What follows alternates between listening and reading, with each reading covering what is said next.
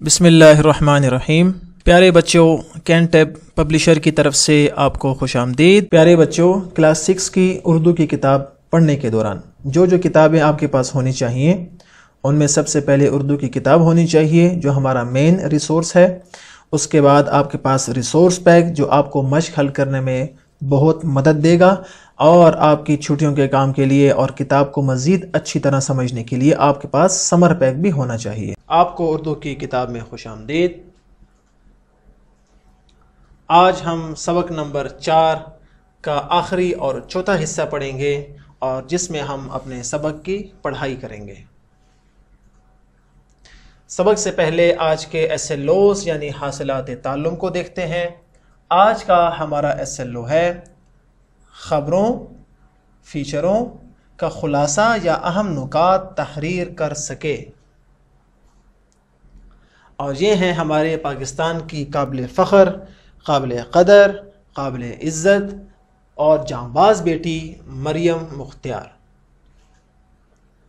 اور چلتے ہیں، اور وہ دلچسپ واقعہ اور وہ سنسنی خیز واقعہ جو سارہ کے والد ان کو سنا رہے تھے، ہم بھی سنتے ہیں، اور آپ نے بھی یہ غور سے سننا ہے، اور آخر میں آپ نے مجھے یہ بتانا ہے کہ آپ نے اس سے کیا نتیجہ اخذ کیا۔ یہ 24 نومبر 2015 کی بات ہے۔ مریم اور اس کے تربیتی افسر اسکواڈرن لیڈر ثاقب عباسی معمول کی تربیتی پرواز کے لیے نکلے۔ انہیں پرواز کیے ہوئے تھوڑی دیر ہی گزری تھی کہ ان کا طیارہ FT-7PG، یہ طیارے کا نام ہے، کسی فنی خرابی کا شکار ہو گیا۔ جب دونوں ہوا بازوں کو اس بات کا اندازہ ہوا تو انہوں نے اپنی فنی تربیت کا بھرپور مظاہرہ کرتے ہوئے کوشش کی کہ طیارے اور آبادی کو نقصان سے بچایا جائے۔ ہوا باز کسے کہتے ہیں؟ جہاز اڑانے والے کو۔ سارہ: ابو، کیا وہ لوگ آبادی پر پرواز کر رہے تھے؟ ابو نے کہا، بیٹا، جیسا کہ میں آپ کو بتا چکا ہوں کہ یہ ان کی معمول کی تربیتی پرواز تھی جو کسی حد تک آبادی کے قریب تھی۔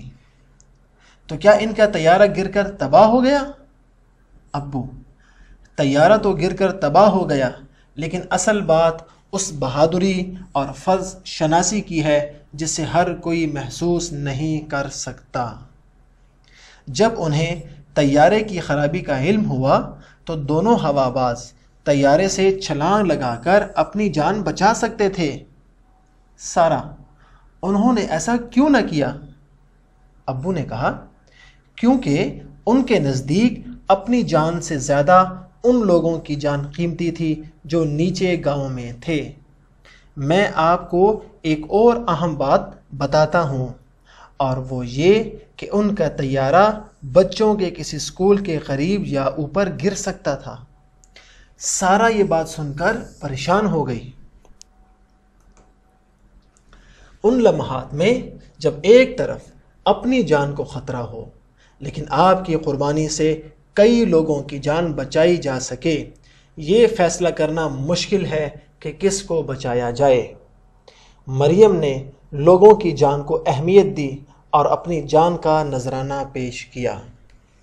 جب دونوں ہوا بازوں کو یقین ہو گیا کہ اب وہ طیارے کو نہیں بچا سکیں گے کیونکہ طیارہ تیزی سے زمین کی طرف جا رہا تھا، تو اسکواڈرن لیڈر ثاقب عباسی نے پیراشوٹ کے ذریعے چھلانگ لگا دی، جس کے نتیجے میں وہ شدید زخمی ہو گئے۔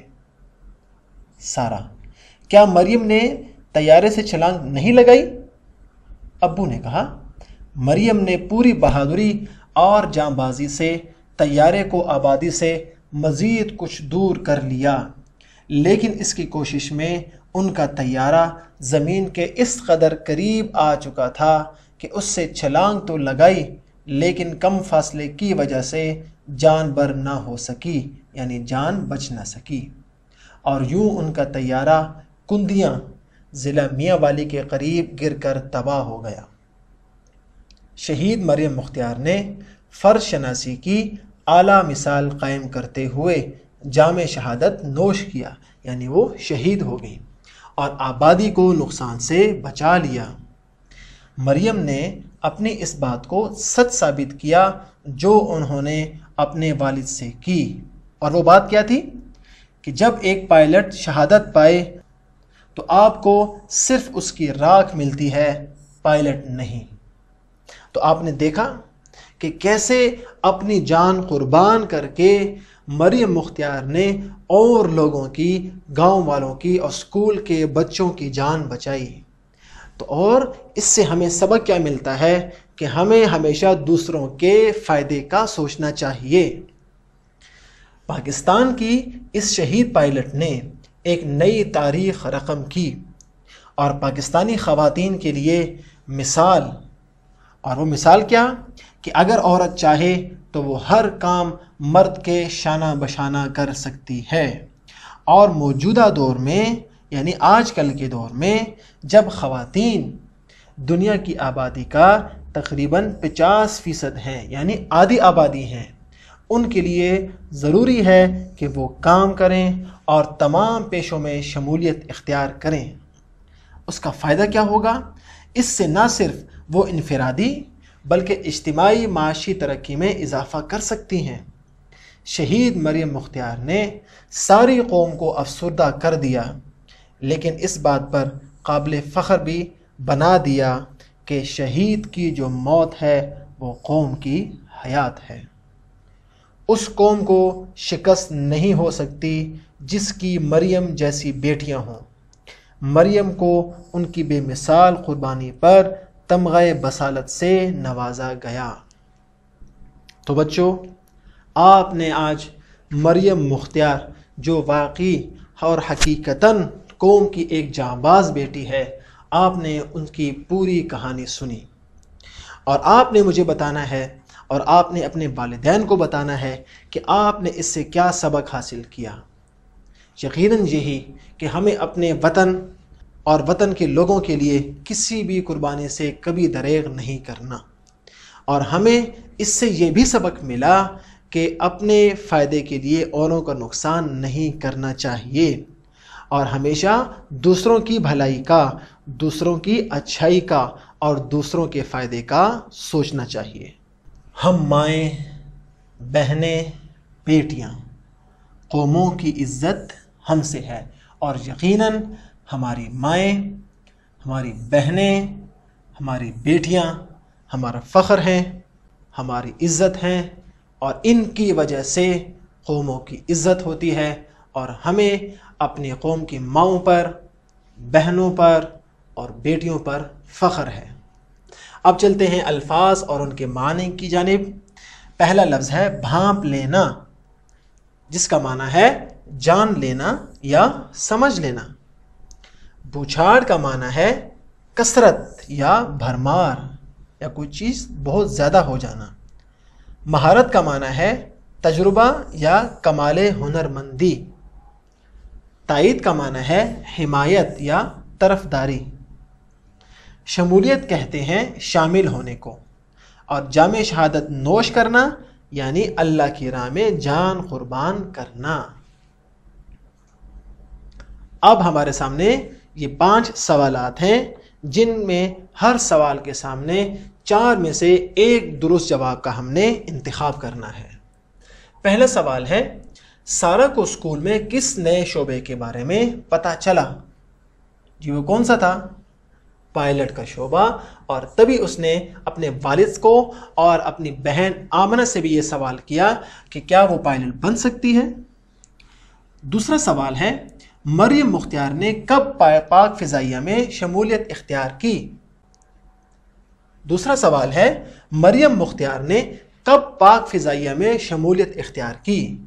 اس کا درست جواب ہے 2011۔ سوال نمبر 3 ہے، مریم کا تربیتی طیارہ کہاں تباہ ہوا؟ ہم نے پڑھا کہ وہ کندیاں کے پاس، جو کہ میاں والی کا ایک علاقہ ہے۔ اگلا سوال ہے، دنیا کی آبادی کا کتنے فیصد حصہ خواتین پر مشتمل ہے؟ اور بالکل آپ کو درست کہا آپ نے، یہ 50% حصہ ہے، یعنی آدھی آبادی۔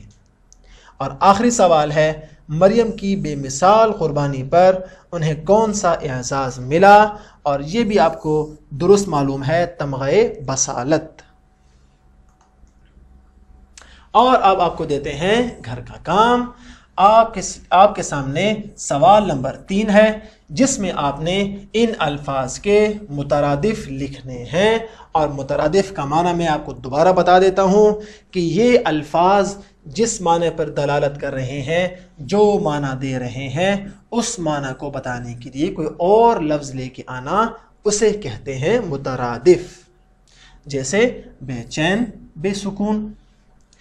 اگلا سوال نمبر 4 ہے، در ذیل الفاظ کے متضاد یعنی اس کے الٹ لکھیں۔